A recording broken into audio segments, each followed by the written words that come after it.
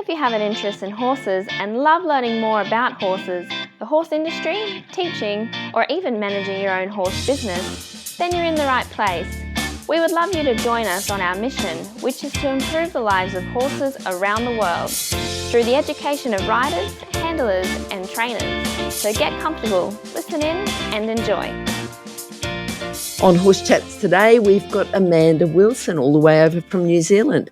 Now, for those of you who haven't heard about Amanda, she's a highly respected figure in the world of horsemanship. She's known for a compassionate and intuitive approach to training horses, and in particular, working with horses with behavioural issues. So we all know about horses with behavioural issues. They're a dime a dozen. You get lots of them. That's all the horse's fault. She likes to get the ones that are already deemed dangerous or difficult, and we'll talk to her about that and talk to her about a philosophy. And philosophy centres on building trust and communication between the horse and rider, and we'll talk to her about that as well. So welcome to Horse Chats, Amanda. Thank you so much for having me. So the last time I was going to talk to you was just before Equitana, and then I think you had to have an operation, but that's all healed up. Everything's fine now. Your operation on your leg? Yeah, 4 months ago I broke my leg, and just before Equitana I got rung up by the hospital and told I had to have screws out, so I couldn't make it over, sadly. We all missed you at Equitana, but I'm sure there'll be other opportunities. Yeah, So, Amanda, give us a little bit of background and how you got into working with dangerous horses and difficult horses, because there's not a lot of people around who take those on as a challenge. Well, our family grew up very horsey. Yep. We've been in the show jumping scene for almost 2 decades now, competing at top level. And just our upbringing working with horses out of the bush and off the farms and various different client horses, we've learned a lot about behavioural issues, a lot of case studies where horses ended up having veterinary diagnoses. And that combined with my study on human trauma, which I started 10 years ago, has helped me to understand horses a lot more. We were pretty open-minded even, 10, 15 years ago in terms of if a horse was struggling, we wanted to get to the bottom of it. But now I've very much got the philosophy that if a horse is misbehaving, they are not bad, they are just stressed. And it is our job as trainers and owners to try to go to the root of the stress and figure out sort of what is causing those behavioural issues. Because to me, behaviour is just a form of communication. So you talk about your training methods, prioritising the horse's well-being emotionally, chemically and physically. People might shy away from you saying, we're going to sort this out chemically, because there's quite a few drugs on the market that might temporarily sort a horse's problems out. But tell us a bit more about the emotionally, chemically and physically. So I've never actually thought of it like that. Basically, there are 3 forms of stress. You've got chemical stress, physical stress, and emotional stress. And if you imagine every horse has a genetic capacity for stress, like, that you think every horse has a certain different style. Same as people, really, isn't it? Yeah, different style, size cup, for example. So some horses have a really good capacity for stress, others have a really small capacity for stress. And if we've got physical trauma, such as kissing spine, ulcers, etc., that's going to add some stress to their cup.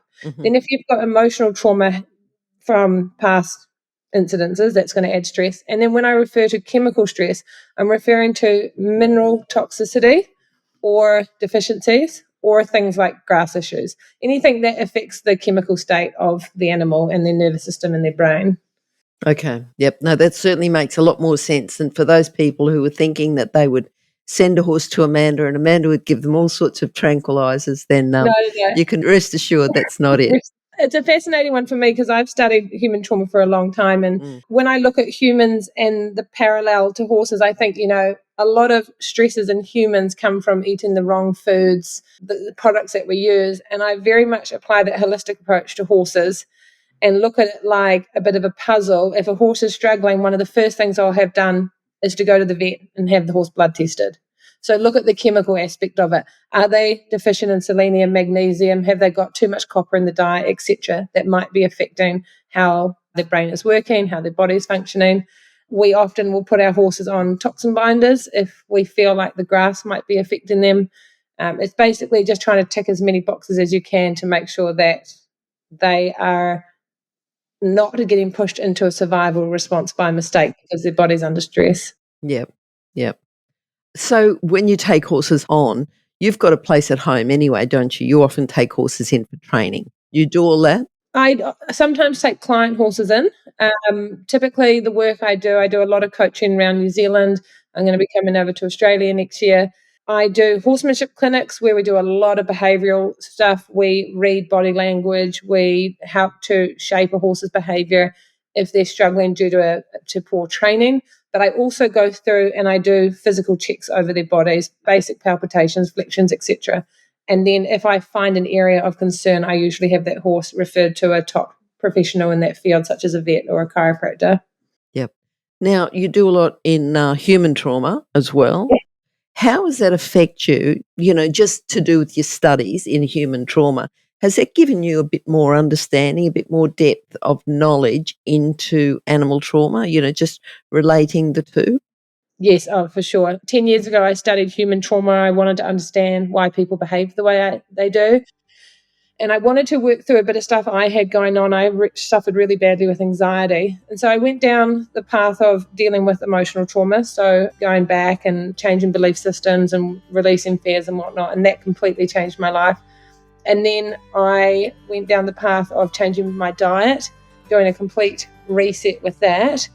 And so now, with the changes that I've had and the symptoms I've had and what I see in others, I am deeply compassionate for the horse, because I grew up with the mindset, we were very open-minded compared to many, but I still grew up with the mindset of this horse is just naughty. It's difficult, it's just sensitive. And 2 years ago, I had I would say a terrible run with my horses where I couldn't figure out what I was doing wrong as a trainer. I had 4 or 5 horses that just weren't making progress. And I was going back, I was thinking, okay, maybe the question's too hard. So I was going back, I was making it easier and easier. I was doing the blood test, doing the checks. And in the end, I took all those horses to vets and I said, look, I don't know where the issue is, but can you help me out here? And every single horse came back with a veterinary diagnosis. Yeah. And that was a massively pivotal moment in my life, because I was very good at making sure that horses were seen by chiropractors regularly, massage workers. They have an amazing life. They spend a lot of their time hacking around the hills. They live out in big bands. But that was, the changing moment for me when I realized that those responses that the horses were giving me were stemming from something deeper. And I don't want to be a rider that puts a bigger bit on or, pushes them through something when they're obviously uncomfortable. And that's something I'm very, very passionate about, is teaching people to listen to the smaller, subtler signs of communication. The horse being a little bit hesitant off the leg, Yep. rather than waiting until they're napping out the gate, and just picking up on those former signs of communication from them. And now you said that changing your diet has affected you. You're happy with your new diet? Yeah, well, basically, I wanted to get rid of all the stress out of my tank. Yep. I was at a stage where I was such bad anxiety, I had major burnout. And so I went in and did a hair analysis test, and it came back, and I'd struggled with a lot of symptoms in my life that I just thought were normal, but it came back with intolerances to dairy, potato, tomato, sugar, etc. And so I cut all of that out, and my health has improved considerably. So I look at that in regards to how I work with and feed horses now as well, and I make sure that everything is as anti-inflammatory as possible. Do you get the horses tested to see if they've got any allergies? Is that part of what you do? No, I've never actually looked into that in terms of intolerances or allergies. Well, either. Anything that's going to affect their behaviour. I suppose if you've already got your systems worked out and if they're working well, there may not be a need to go there. And I think you started to, and apologies if I interrupted you, you did start to say that you've got certain feeds that you do feed your horses. Do you want to tell us a bit about that? Yeah, so I'm very open to everything. So all information I can learn, the better. I've never had anyone talk about allergies with horses or intolerances. We've got intolerances to grass, I know that, and we're on a beef pasture, which can affect some horses. But we feed cop rice, which is an Australian feed, and it's rice-based, and our horses absolutely thrive off it. They look incredible. It's a grain-free feed, so we find that they metabolize it better and there isn't the side effects that sometimes grain can have. Mm-hmm. But for the most part, our horses are out in pasture 24/7. They don't get yarded or stabled overnight very often. So their nutritional health is fantastic. Yep, so a fairly natural Yeah. thing. Can we start to drill down now? And I'm sure you would have had a wide range of problems. And I know you said you took quite a few horses to the vet and they all came back with different problems. But let's look at someone who's listening to the podcast who says, I've got a horse with behavioural issues. You know, they have certain behaviours, they are dangerous, and I'm about to sell this horse. Can you give us a little bit of a step-by-step on, you know, if the horse came to you, if you saw them in a clinic, you know, we can talk about how you're going to come to Australia or in New Zealand, we can tell people some details to go to a clinic, but tell us a little bit about how you first diagnose and which direction you push people through with particular problems. Probably one of the first things I look at before I address anything as a training issue is I do a physical check of their body. I do palpitations of their pole, their neck vertebrae, shoulders. I do a spine check. I do a rib check and a hindquarter check over the sacrum. If I have the horse drop off any of these checks or any of the flexions I do on their limbs, then I would continue down that track. I'd say, look, this horse is pulling off a flexion test and is trodden off a little bit unsound. Before we start training it, I would be taken to the vet, having these joints x-rayed, having the tendons and ligaments looked at. I want to rule out physical and chemical stress first before I look at emotional stress. And I think that's where people go wrong, is they try to train the issue out of the horse. Emotional stress is a big part of it, but I think most behavioural issues come from a physical ailment. For example, I have a lovely 7-year-old gelding. He's been perfect to break in, perfect to do everything with his whole career. But I just found that when I was working him, he was a little bit lazy off the leg and a little bit heavy on the contact. There was no napping, there was nothing. But because I've been able to pick up on the subtleties of discomfort, I know that if a horse isn't showing good progress after 2 to 3 really solid sessions, then the issue isn't a training issue. It's usually physical or chemical. So I did a spine palpitation, which is where I run my fingers, using the pads of my fingers, along the spine vertebrae. If they drop off that check, I then go have their spine x-rayed. And if the spine x-ray comes back clean, then I assume the issue is in the hindquarters. And I'll have the vet help me, whether we do nerve blocks, whether we do flexion tests, tendon checks, whatever, help me go through the joints all the way up to the hips and try to find the cause of the issue. Now, with this guy who was a little bit lazy off the leg and struggled to stay forward, when I did the spine check, on one particular part of the spine, he dropped down away from the palpitation, and I could feel a little bit of gristle between 2 of the vertebrae. So I immediately stopped and I thought, I'm not going to do any more work with him. I'm going to take him in, have the spine x-rayed. He came back with 4 vertebrae rubbing on each other. He had kissing spine. Now, he was given steroids and the behaviour was still there after the steroids. So we did shockwave, the behaviour was still there after the shockwave. And so what that allowed me to realise is, for him, in this case, the limitations are quite small. Mm-hmm. He's super, super happy trekking out around the farm and going on adventures, but he isn't going to suit somebody who wants to do hardcore dressage or jump every weekend. Yep. And so it's not about saying this horse is broken and this horse is a write-off. It's saying, let's drop the expectation until we find the horse's comfort zone and then give them an incredible life in that area. Yep. I think that's where people or why I think horses break down quite quickly is they're working the horse outside of its limitations. Mm-hmm. Mm-hmm. So really it's not just black and white, the horse is sound or not sound, there's shades of grey, and you fit that horse into where he can stay sound doing the job that he can. I think from my experience and what I've seen, I would say at least 70% of horses have some physical issue going on in their body. And maybe 20 or 30% of those are not suitable for ridden work at all, and they are padding mates. but the rest can be managed with correct saddle fit, correct work, and lowering those expectations, and still have a very good quality of life.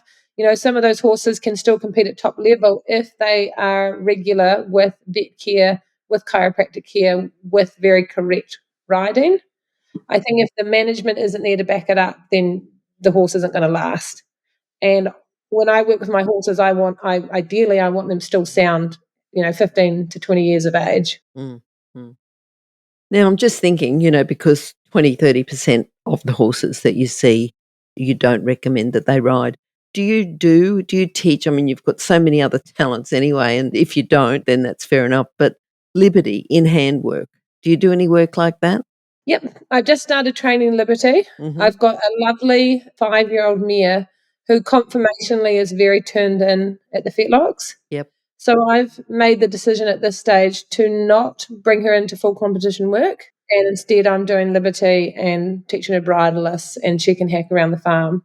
For me, I think that if I do hard concussion work on a horse that's not conformationally built for the job, she might only last till 7 or 8. Whereas if I lower the expectation, do light and fun things, then she hopefully will last longer. But we do, I think, trekking and hacking out, if it's done considerately, is easy on the horses' bodies. Mm-hmm. And I think Liberty and groundwork, we do a lot of obstacle training, and it's quite fun for the horses. So I think they can still have a really good quality of life without being ridden. It depends. Like for me, if they're happy in the paddock with injuries, then retirement is fantastic. I've got a lovely 5-year-old gelding that broke the point of his ischium as a 2-year-old.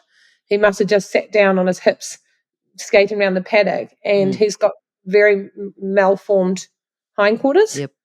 But he's the happiest horse in the world.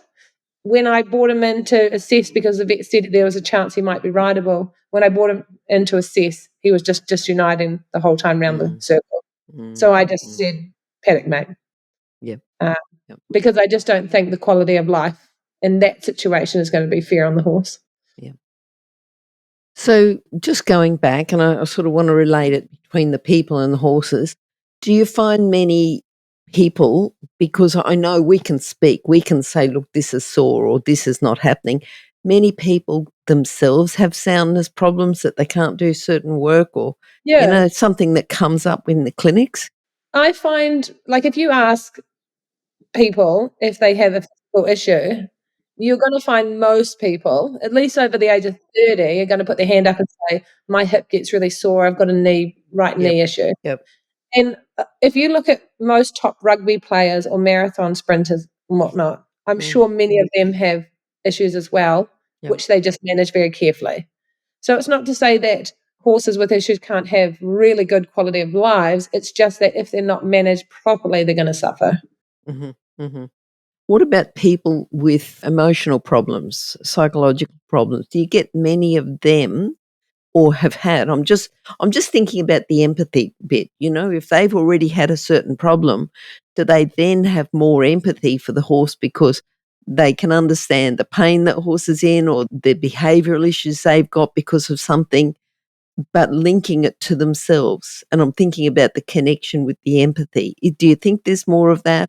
Or do you think that empathy can be trained, that they think more about the horse? I think that empathy is growing as more understanding comes in. Mm-hmm. But I think in the horse industry for a really long time, we've been conditioned to believe the horse is naughty, and it's still a narrative that many coaches use. Mm-hmm. So if I go into a clinic and I say, look, this horse is struggling, I think something's wrong with it, and I'm going to pull the horse from the lesson, it can have mixed reviews. Some people are super grateful because they want to help the horse be more comfortable. Some people can be quite offended.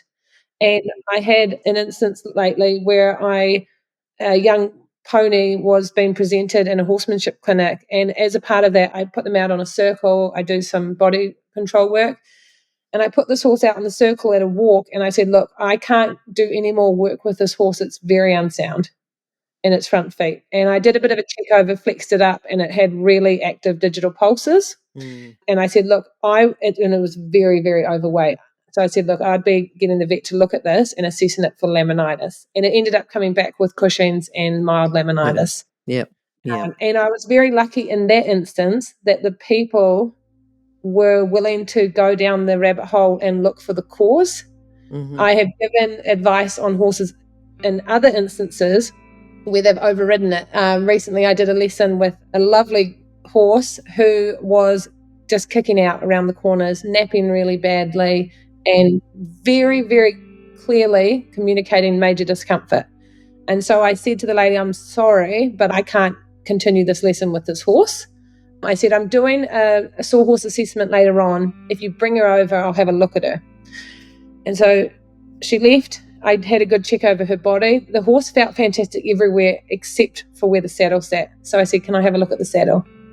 As soon as that saddle went near the horse, it pinned its ears back to its skull, and it was so aggressive and so angry. And we ended up trying different saddles on, and with a few different saddles, it stood there perfectly. But obviously something's very wrong with the saddle. So I said, look, don't ride in the saddle again. It's communicating that something's wrong with it. Get it checked by a professional, and if that doesn't come back conclusive, have another professional check it. I always say get a backup opinion. Yep. Well, afterwards, the feedback from her was that it was absolute rubbish, that the horse had always been like that, and it was just its nature. So it's a bit disappointing because you've got major communication and discomfort in the horse. It's pleading for help. You've got the answer right there, or at least something to follow, and they totally disregard it. So I feel like more people want to learn and help their horses, and then I think there is still the ego involved where it's about winning ribbons, and a lot of people have very strong opinions that, are hard to let go. And I look at, for example, several years ago or over the last few years, it's taken a lot of work for me to change my mindset. 3 years ago, I'd come in and say, oh my gosh, he was so difficult today. And, my mum would be like, oh, obviously something's wrong. And I'd be like, no, he's just really difficult. He's just sensitive. And now I'm like, okay, boom, something's wrong. Yep. We go straight down the rabbit hole. We don't waste 3 or 4 months trying to train the issue and then going down it. I just go straight down. I go veterinary checkups. I do chiropractic checkups, whatever the horse needs. Okay. Amanda, I want to move on to talk about your jumping. So, for listeners, Amanda said, you have competed at a top level. She's actually competed in World Cup, so she's done all right in her jumping. But regarding problem horses, behavioural problems, is there anything else that you'd like to say? Or, we sort of went through quite a few different things there, and you might have started down one track and then I've taken you down another track. Is there anything else you'd like to say about behavioural issues in horses? In regards to jumping, I think, horses can really enjoy jumping, and I've had some incredible success on my horses to high level. For me, it's about making sure that they enjoy what they do and that they're physically sound enough to do it. So if I sit on a horse that I feel like struggles in the ring, for me, I'll drop the height that I'm asking it to do, or I'll change something. I don't want to have a slave that goes into the ring and does a job because it has to. I want to have a partner that goes into the ring because they enjoy it. So for me, everything is just very holistic in making sure that all the boxes are ticked to enable them to enjoy their job and to hopefully last in the sport. But I've got a beautiful team of horses at the moment. I've got 12 young ones that will come through the ranks, and we're just starting off with a lot of obstacle training, groundwork, getting really good horsemanship into them. It's something I lacked a lot when I was younger, and I suffered for it down the track. So I want to do these horses really well, and the difference in how they are coming in to be started is massive. They are so relaxed. I'm very careful when I'm doing behavioural training. Basically, when we're working with a horse, they're either in survival or they're in the thinking part of the brain. And in survival, they've got fight, flight, freeze, and fawn. Wherever you release pressure is what behaviour you condition them into. And a lot of people unknowingly release on that fight, flight, freeze, and fawn. So they create horses that are conditioned into a stress response. Yep. I release pressure when my horse shows a sign of relaxation. Yeah. So the horse learns the quickest way to get rid of pressure is to bring their nervous system down. And as a result, I have very relaxed, happy horses. So that's a lot of the stuff I do in my horsemanship training, is to teach people how to pick up on the subtle signs of stress and how to pick up on the subtle signs of relaxation, so they can help to bring their horse's nervous system down. I work with a lot of clients who are nervous of their horses because they're highly anxious and they don't know how to regulate their emotions. And so teaching people how to train a horse correctly is quite neat, because you can see some pretty massive changes. So you could probably say that the work you did with people has certainly helped you then with the horses. Yeah, Yeah. hugely. Yeah, yeah. Just going back now to your training your young horses, and you said about the obstacles. Is this obstacles, first of all, is it obstacles in hand or riding?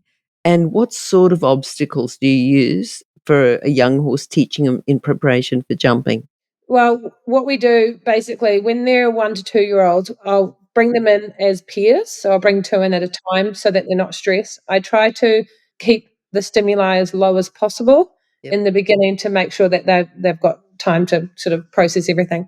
But I'll bring them into the round yard, and I usually start with a horse cover, a carpet, and maybe some poles on the ground. And I just let them go in the round yard. And horses who haven't been given bad experiences are naturally very curious. If you watch a horse in the wild, they are normally very interested in foreign stimuli. They want to go check it out. And it's the same in domestication if they've had a good start.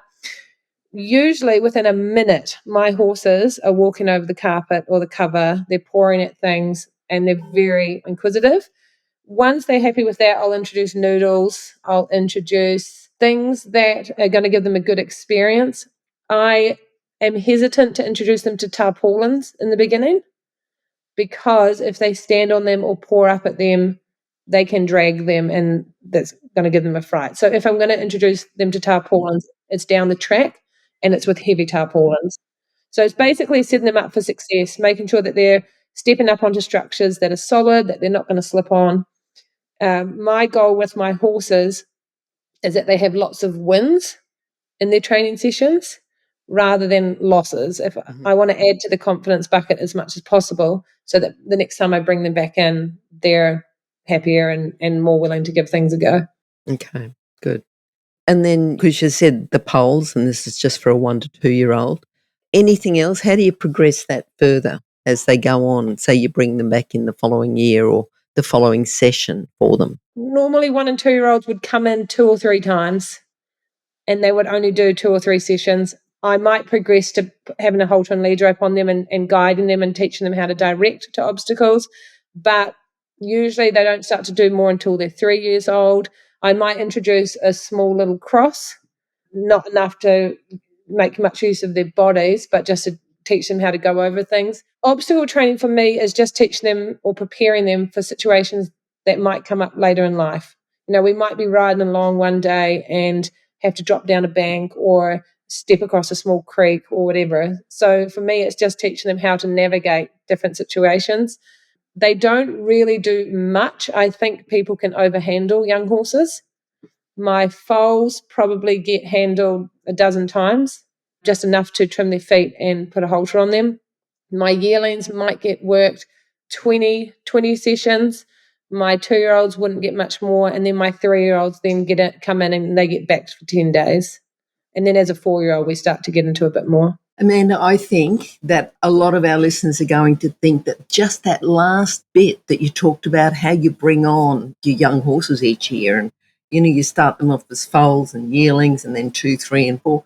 A lot of people think that show jumping starts as a 4-year-old, but you've certainly done a lot more with your young horses, using that compassionate and intuitive approach, creating the partnerships, with your horses based on that mutual respect and your kind and effective education. I think that's a great start to anyone that's thinking about show jumping their horses. And I think, this is more of an introduction on how you start your young horses in preparation for show jumping. And as long as you're happy, we've sort of talked about coming back and teaching us then about show jumping. And I'll just remind our listeners that Amanda's competed at World Cup level, so she's not just a horse handler that, or a horse person that pops over a couple of logs or a couple of bales of hay just to show she can do it. She's been out there and competing with the world's best. So, Amanda, thank you for coming today, and I look forward to coming back and talking to you again about the show jumping, training show jumpers, starting from young horses. We're going to start them from 4-year-olds, but you've already introduced us to these young horses and told us what they're going to do before then.